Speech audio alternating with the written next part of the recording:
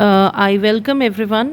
सो आज इस वीडियो में हम एनसीईआरटी क्लास 9 की जो न्यू इंग्लिश बुक आई है कावेरी, उसका फर्स्ट चैप्टर रीड करेंगे। और इस चैप्टर के भी क्योंकि 2 पार्ट्स हैं, तो इस वीडियो में मैं कोशिश करूँगी कि आपके साथ मैं फर्स्ट पार्ट जो है इस चैप्टर का उसको कवर कर पाऊँ। ठीक है, हम इस चैप्टर को एक साथ रीड भी करेंगे और समझेंगे भी।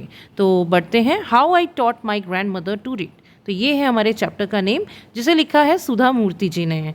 तो यहाँ पे आप देखिए first part. When I was a girl of about 12 I use to stay in a village in north Karnataka with my grandparents. तो बहुत ही इंपॉर्टेंट लाइन जहाँ से स्टार्ट हो गया है कि गर्ल जो है वो 12 ईयर्स की थी, तब वो अपने ग्रैंड पेरेंट्स के साथ एक विलेज में रहती थी जो कि नॉर्थ कर्नाटका में है। Those days the transport system was not very good, क्योंकि उन दिनों में ट्रांसपोर्ट सिस्टम इतना फास्ट नहीं था। गुड का मतलब इतना ज़्यादा तेज़ नहीं था, इतना ज़्यादा एडवांस नहीं था। So we used to get the morning paper only in the afternoon. वैसे तो न्यूज़पेपर हर घर में मॉर्निंग में ही आता है, लेकिन क्योंकि उस टाइम पे ट्रांसपोर्ट सिस्टम की प्रॉब्लम थी, तो मॉर्निंग पेपर मीन्स यहाँ पे मॉर्निंग न्यूज़पेपर की बात है, वो आफ्टरनून तक ही पहुँच पाता था।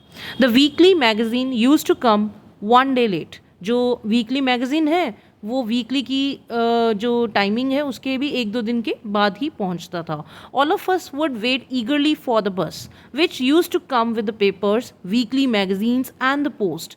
कहते कि हम वहाँ पे बहुत ही बेसब्री से इंतज़ार करते थे कि एक बस आती है जिसमें कि ये सारी चीज़ें लोड होके आती हैं, जैसे कि न्यूज़पेपर्स, वीकली मैगजीन्स एंड कोई भी अगर पोस्ट है वो भी। ठीक है, at that time Triveni was a very popular writer in Kannada language. Triveni एक बहुत ही फेमस राइटर थे उस टाइम में, जो कि कन्नड़ लैंग्वेज में लिखते थे।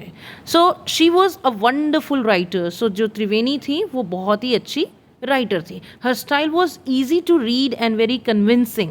हर स्टाइल मीन्स उनके लिखने का जो स्टाइल था ना, वो बहुत ही आसानी से पढ़ा जा सकता था और बहुत ही मीन्स कन्विंसिंग मीन्स जिसे हम एक्सेप्ट कर लेते हैं, मान जाते हैं, और मतलब we feel very good. Her stories usually dealt with complex psychological problem in the lifes of ordinary people and were always very interesting. उनकी जो स्टोरीज, जो कहानियाँ वो उसके अंदर लिखती थी, वो ज़्यादातर हमारी जो मानसिक प्रॉब्लम्स थी, हमारी जो साइकोलॉजिकल प्रॉब्लम्स क्या होती हैं, जैसे लोगों को स्ट्रेस आ जाता है, टेंशन्स है, रिलेशंस में प्रॉब्लम है, ठीक है, कोई किसी चीज़ को लेकर के वीक फील करता है, तो उन चीज़ों से रिलेटेड जो है वो स्टोरीज़ को लिखती थी, जो कि आम लोगों को बहुत इंटरेस्टिंग लगती थी। जब आपको कोई भी ऐसी स्टोरी जो आपके इंटरेस्ट के अकॉर्डिंग मिले तो आपको अच्छा लगता है ना। तो यहाँ पे हमारे पास जो राइटर शो किए गए हैं वो हैं त्रिवेणी जी, जो कि कन्नड़ लैंग्वेज में राइटिंग्स लिखते थे, और उनका स्टाइल जो था लोगों को बहुत कन्विंसिंग लगता था, ईजी लगता था। और उनकी जो स्टोरीज़ हैं वो किससे रिलेटेड होती थी? साइकोलॉजिकल प्रॉब्लम्स, जो कि आम ऑर्डिनरी पीपल की लाइफ से रिलेटेड होती थी। ये कोई ऐसा नहीं है कि फैंसीफुल कोई भी कॉर्पोरेट सेक्टर या कुछ, लेकिन ऑर्डिनरी पीपल जो है उनसे रिलेटेड होती थी। ठीक है, चलिए आगे बढ़ते हैं। Unfortunately for Kannada literature she died very young. Kannada literature means क्योंकि she was very profound in Kannada language also, तो वो बहुत ही मानी हुई राइटर थी। लेकिन सबसे बड़ी सदमे की बात ये हुई कि वो बहुत ही यंग एज में उनकी डेथ हो जाती है। Even now after 40 years people continue to appreciate her novels. देखिए, जो राइटर होता है वो ना भी रहे, उसका जो वर्क है उसे ज़िंदा रखता है। तो ये सेम कहानी यहाँ पे हुई है। जो त्रिवेणी जी जो राइटर थी, उनके जाने के बाद भी 40 इयर्स के बाद भी आज भी लोग उनके काम की, उनके नॉवेल्स की बहुत ज़्यादा रिस्पेक्ट करते हैं। अप्रिशिएट मीन्स प्रेज करते हैं। ठीक है, one of her novels called Kashi Yatra was appearing as a series in the Kannada weekly Karmaveera then. ठीक है, उस टाइम पे जो काशी यात्रा एक आप उनकी नॉवल कह सकते हैं। ठीक है, बहुत सारी नॉवेल्स लिखी हैं, तो वन ऑफ हर नॉवेल्स, ये बहुत सारी नॉवेल्स में से एक है जिसका नाम है काशी यात्रा। तो इसमें उन्होंने एक सीरियल में उसको प्रेजेंट किया है स्टोरी को। ठीक है, अब ये वीकली एक वहाँ पे मैगज़ीन आती है जिसका नाम है Karmaveer. It is a story of an old lady and her ardent desire.